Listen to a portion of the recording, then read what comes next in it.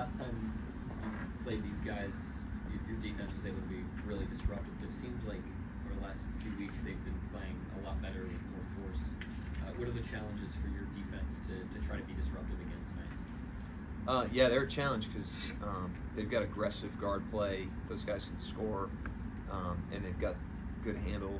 So you can't just like take the ball from them. And then they've got shooters that are on the move, specifically Markkanen, who's a problem when he's given space on the perimeter and able to line up shots. He's a very accurate jump shooter, so they're a challenge on that end of the floor, and we're going to need to be an aggressive, physical team in order to disrupt their team rhythm.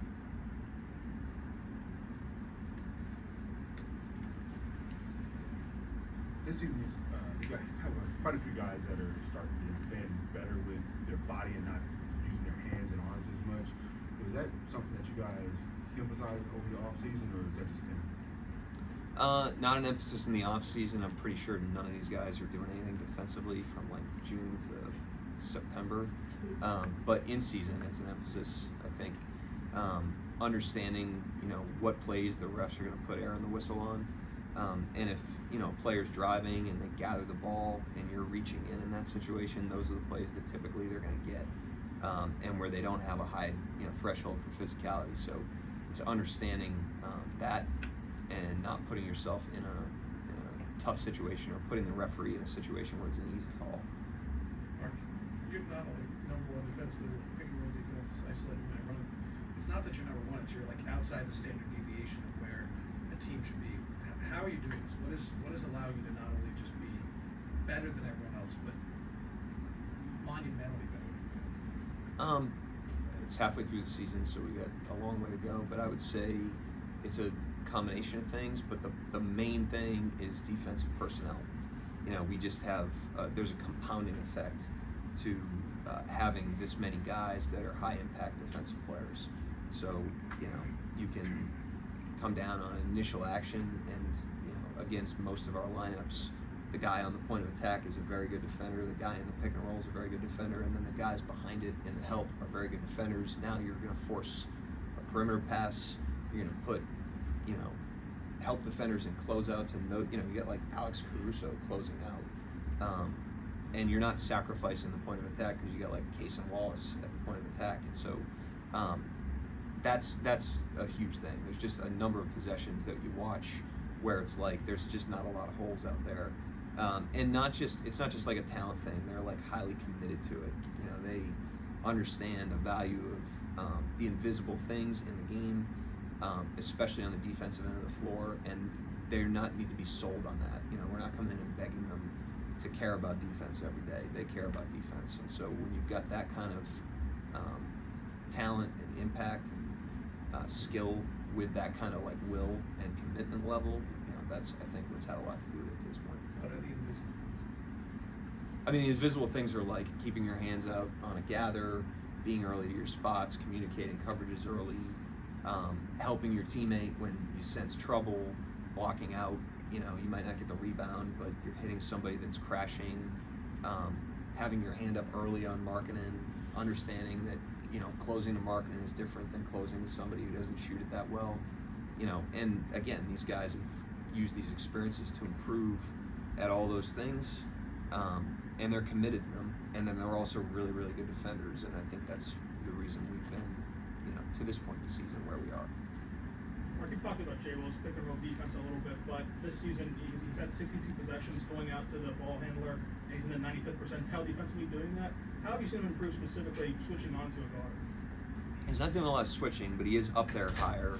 One of the things we've, really worked with him on, and he's done a great job, is, we're traditionally a drop team in our base coverage. When you've got guys like Hartenstein and Chet, that's a very efficient decision systematically because of those guys' ability to rim protect. Jay Will's rim protection isn't as traditional as them. He's not the shot blocker, he's not the shot deterrer, he doesn't have the same length. And so his strengths are different strengths. He's a great help defender because of the charges and the early help. He's a great communicator, and he's really, really smart. And so what he's done is he's learned how to change his depth as a pick and roll defender based on who's got the ball, where they have the ball, and how much time's on the shot clock. And if you watch him in a game, at the point of a pick and roll, he's at a different depth almost every time, and that's him using unbelievable critical thinking and leveraging his mind, because he's an incredibly smart player.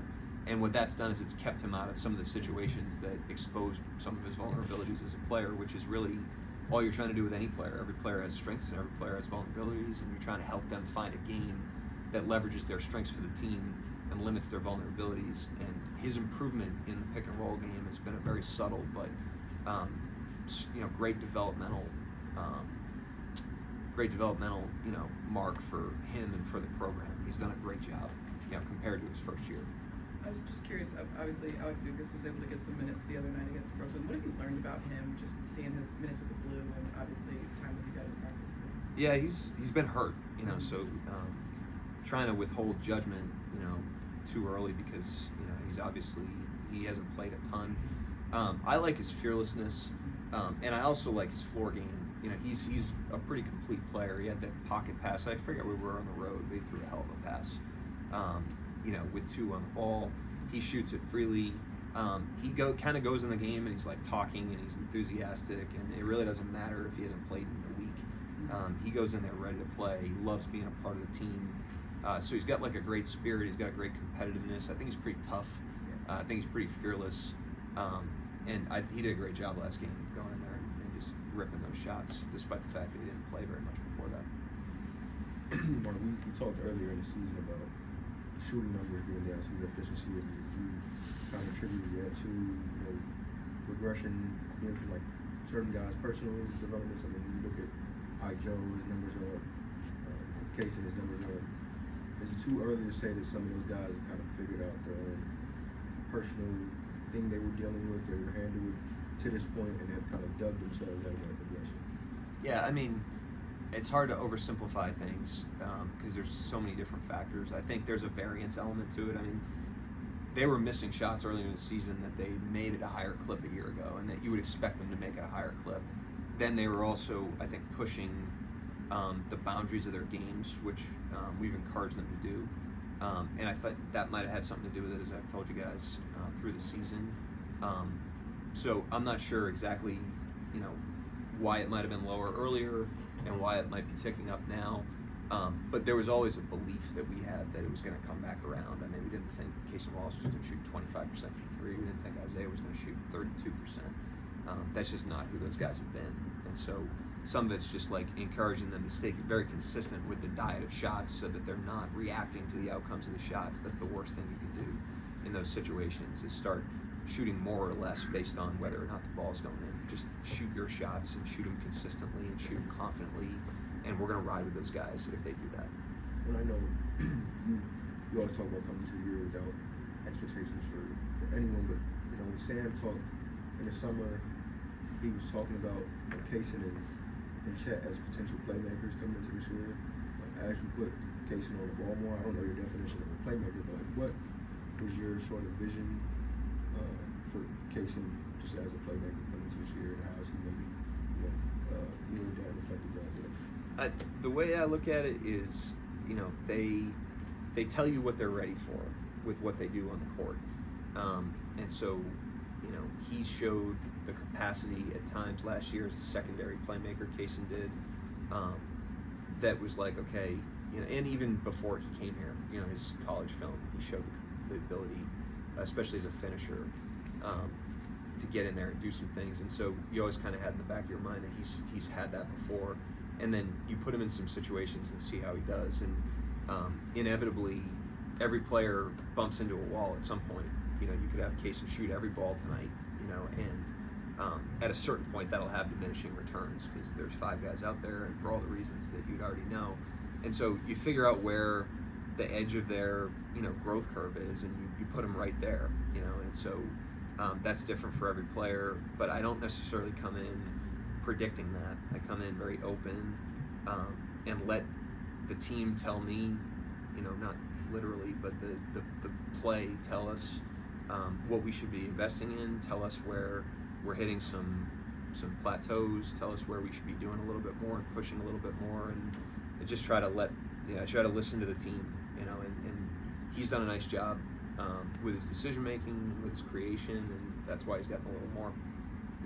Last thing, I know these are like terms tossed around. It's not like facilitator, playmaker, passer somewhere in there. Like, what is your, for reference, what is your definition of playmaker? I think every possession comes down to advantages, you know, and so you try to create an advantage, and then you try to capitalize on that advantage or maintain the advantage. And so, how a playmaker fits into that, you could have people that create the advantage. Obviously, Shea, Dub, those guys are like the ones that would stand out as advantage creators. Like when they are at the initial point of attack, they will get you an advantage one way or the other. And then the other guys that the ball comes out to, it's about finishing the play. So if they're open to shoot, they shoot. If they're open on a cut, they lay the ball in. If they're open on a roll, they dunk it. Or they maintain the advantage. So like you create the advantage, they blitz Shea, you throw to Jay Will in the pocket.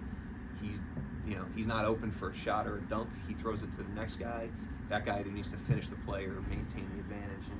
And there's playmaking elements in every part of that play, and we're just trying to teach our guys, again, how to leverage their strengths in those situations, and we're trying to put them in situations where their strengths can come to the surface. But that's how I see